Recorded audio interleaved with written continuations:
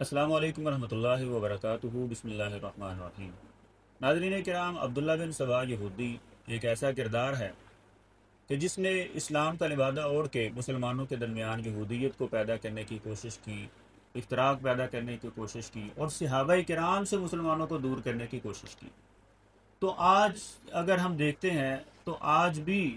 اس بندے کے نقش قدم پہ چلنے والے، اس کی سنت کو جاری کرنے والے، اس کی تعلیمات پہ عمل کرنے والے لوگ موجود ہیں، جنہوں نے ظاہری طور پہ لبادہ تو اہل سنت کا اوڑا ہوا ہے، لیکن حقیقت کے اندر اگر ان کے اندر کا بغض دیکھا جائے تو اس سے یہ بات بالکل واضح ہوتی ہے کہ یہ رافضیت کے مارے ہوئے عبداللہ بن سبا کی سنت پہ عمل کرتے ہوئے منافقت اختیار کرنے والے لوگ ہیں۔ تو انہی لوگوں میں سے انڈیا کا رہنے والا ایک سلمان ندوی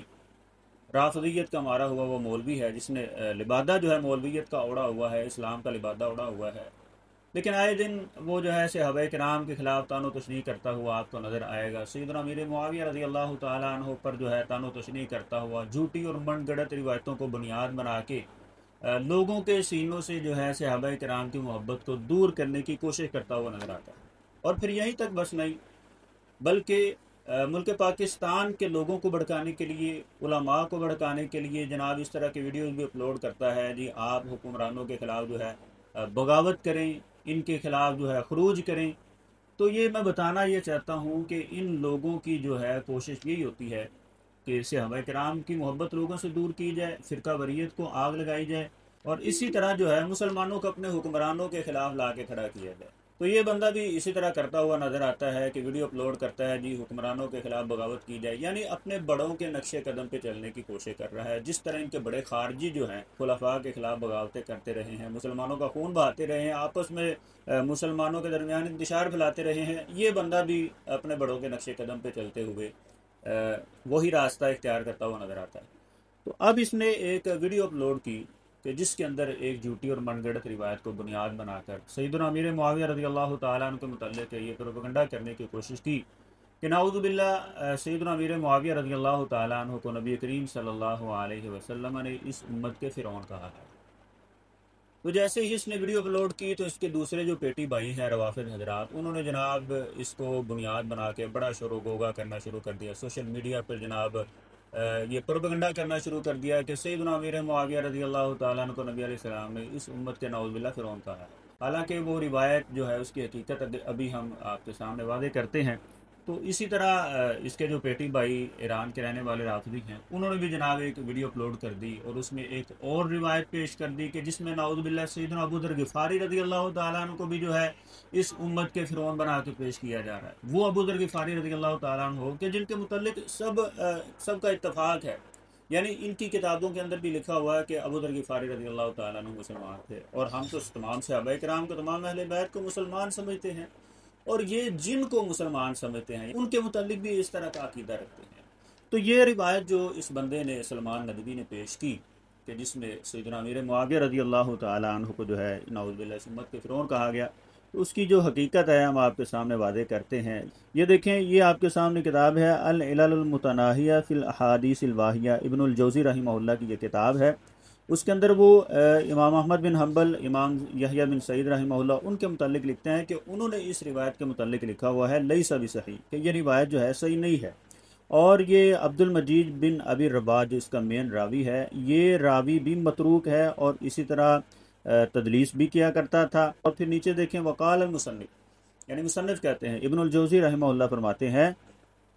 وقد روی عنہ حدیث ابن عمر من حدیث ابی ذر ولا یصح، وہ فرماتے ہیں کہ اس طرح کی ابو ذر غفاری رضی اللہ تعالیٰ عنہ سے بھی ایک روایت ہے ولا یصح، جبکہ وہ بھی روایت جو ہے صحیح نہیں ہے، درست نہیں ہے، اور یہ روایت جو ہے اس کے متعلق آگے چل کے ہم جو ہے آپ کے سامنے بات کرتے ہیں۔ پھر اسی طرح یہ کتاب ہے آپ کے سامنے المنتخب من العلل الخلال، ابن قدامہ رحمہ اللہ کی یہ کتاب ہے، اور صفحہ نمبر 227 ہے۔ اس کے اوپر بھی دیکھیں یہی روایت وہ لے کر آئے ہیں وَلِكُلِّ أُمَّةٍ فِرْعَوْنُ وَفِرْعَوْنُ هَٰذِهِ الْأُمَّةِ مُعَاوِيَةُ بْنُ أَبِي سُفْيَانَ، اور نیچے جو ہے وہ لکھتے ہیں فقال جمیعاً، یعنی امام احمد بن حنبل رحمہ اللہ اور اسی طرح امام یحییٰ رحمہ اللہ، ان کے متعلق کہتے ہیں لیس بصحیح، کہ انہوں نے اس کے متعلق کہا ہوا ہے کہ یہ روایت جو ہے صحیح نہیں ہے۔ اور نیچے امام شوکانی رحمہ اللہ جو ہے ان کا حکم بھی لکھا ہوا، انہوں نے اس روایت کے متعلق فرمایا ہے وَهُوَ موضوع، کہ یہ موضوع من گڑت روایت ہے، یعنی ضعیف سے بھی پرلے درجے کی جو روایت ہوتی ہے من گڑت موضوع روایت، اس کا بھی حکم محدثین نے اس روایت کے اوپر لگایا ہوا ہے کہ یہ روایت قابل قبول نہیں ہے، درست نہیں ہے، بلکہ موضوع من گڑت اور جھوٹی روایت ہے۔ پھر اسی طرح ناظرین آپ کے سامنے یہ تذکرۃ الموضوعات کتاب ہے، اس کے اندر بھی دیکھیں اس روایت کے متعلق لکھا ہوا ہے لیس بصحیح، کہ یہ روایت جو ہے صحیح نہیں ہے،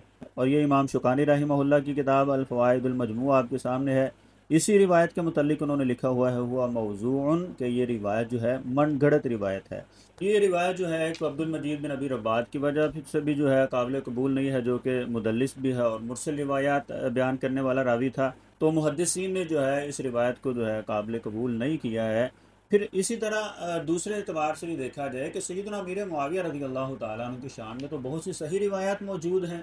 کتب ستہ اٹھا لیجیے، صحیح بخاری اٹھا لیجیے کہ سیدنا امیر معاویہ رضی اللہ تعالیٰ عنہ کو ہی نبی کریم صلی اللہ علیہ وسلم کا صحابی قرار دیا گیا ہے۔ سیدنا امیر معاویہ رضی اللہ تعالیٰ عنہ کے متعلق نبی کریم صلی اللہ علیہ وسلم کی طرف سے جنت کی بشارت ہے، یعنی ان کے گروہ کے لیے، ان کے لیے۔ اور پھر اسی طرح نبی علیہ السلام سیدنا امیر معاویہ رضی اللہ تعالیٰ عنہ کے لیے ہادی اور مہدی ہونے کی دعائیں کرتے ہیں۔ پھر اسی طرح سیدنا امیر معاویہ کے لیے نبی علیہ السلام کی دعائیں ہیں کہ اے اللہ معاویہ رضی اللہ تعالیٰ عنہ کو حساب و کتاب کا علم سکھا دے، اللہم علم معاویۃ الکتاب والحساب وقہ العذاب، کہ اللہ معاویہ رضی اللہ تعالیٰ عنہ کو اپنے عذاب سے محفوظ فرما لے۔ تو اس طرح کی سیدنا امیر معاویہ رضی اللہ تعالیٰ عنہ کے لیے نبی علیہ السلام کی دعائیں ہوں، ان کی فضیلت واضح ہو رہی ہو،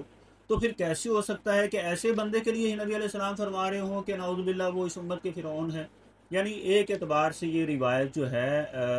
شاذ بھی بنتی ہے، یعنی دوسری جو صحیح روایات کتب ستہ کے اندر موجود ہیں ان کے خلاف یہ روایت سراسر جا رہی ہے، تو اس اعتبار سے بھی یہ روایت جو ہے